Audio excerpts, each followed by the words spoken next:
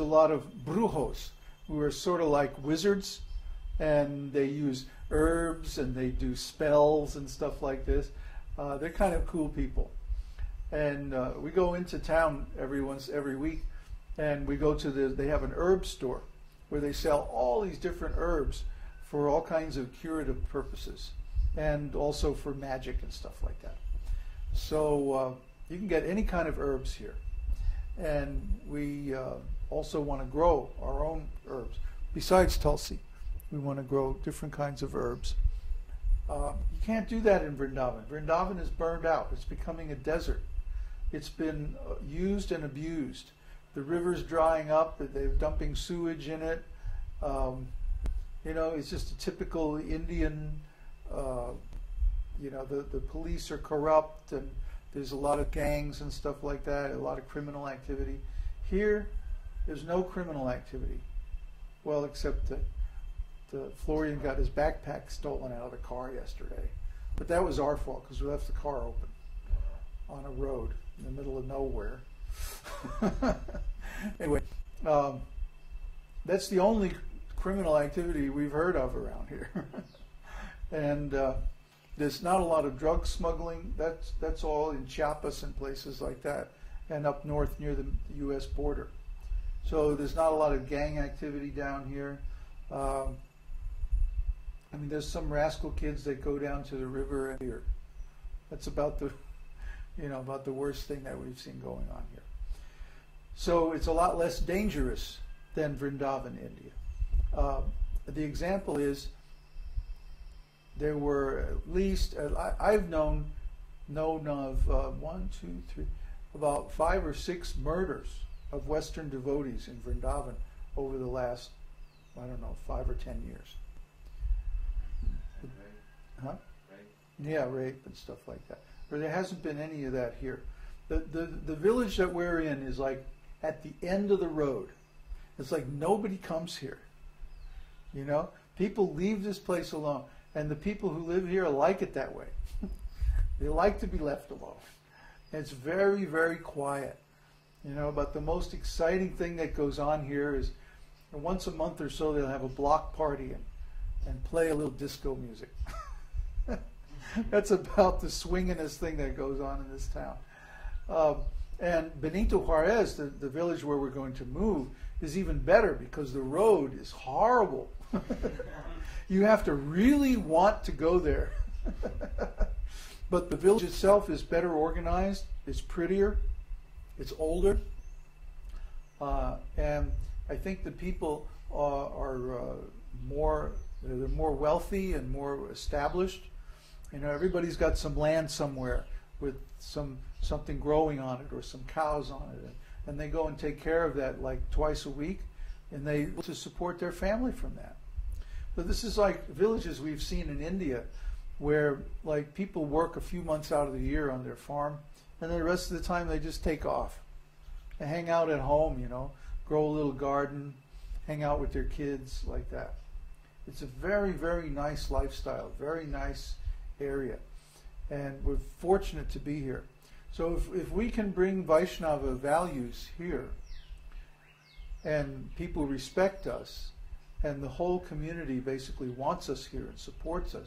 I mean, we haven't had anybody complain. We were talking to the mayor the other day, and of course we asked him, you know, has anybody said anything about us? Oh, everybody loves you guys. Huh? Nobody's complaining about us. So we've really been accepted in the sense that people just leave us alone, which is what we want. We just want to be here and enjoy the beautiful countryside, do our devotional service without any interference. And so far, that's exactly what's happening. So I think there's no reason to think that's going to change. As long as we are very careful not to offend anyone in the community, and we just keep to ourselves and do our devotional service and don't make any trouble for anybody, we'll be welcome here indefinitely. And especially as long as we're spending money in the local economy and like that, we'll be very, very welcome here. What kind of wildlife do you see? Anything exotic or extraordinary? Well, we've seen a couple of crocodiles. And the birds are amazing here. I mean, there's all these water birds down by the lake, and then of course there's the usual herons that hang out with the cows. And then there's all these songbirds. I mean, there's one beautiful yellow bird that comes and sits right on the tree next to my window and just like does this incredible song. And when we were up at Mr. Fernandez's place yesterday, and there was this songbird that just, it was just amazing, you know. And there's all kinds of birds here, and they're very vocal. Sometimes it's almost too loud. And, you know, the usual lizards, and there's a few snakes here and there, but, I mean, really, it's mostly plant life. There's all kinds of plant life here.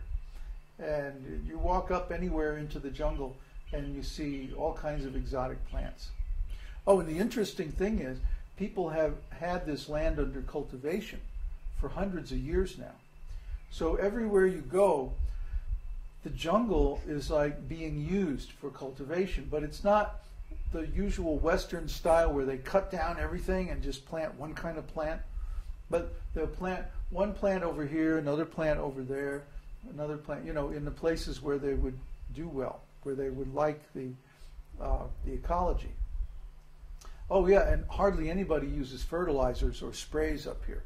It's all organic agriculture. They do a lot of composting, and so everything is pure. You can drink the water in the streams pretty much anywhere you go here, which is extraordinary. I mean, everybody hears about the water in Mexico. You know, don't drink the water.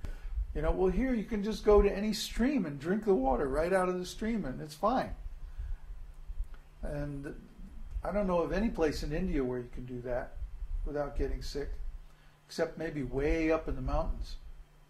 So we have an extraordinary opportunity here. It's an amazing place. It's a relatively unknown place.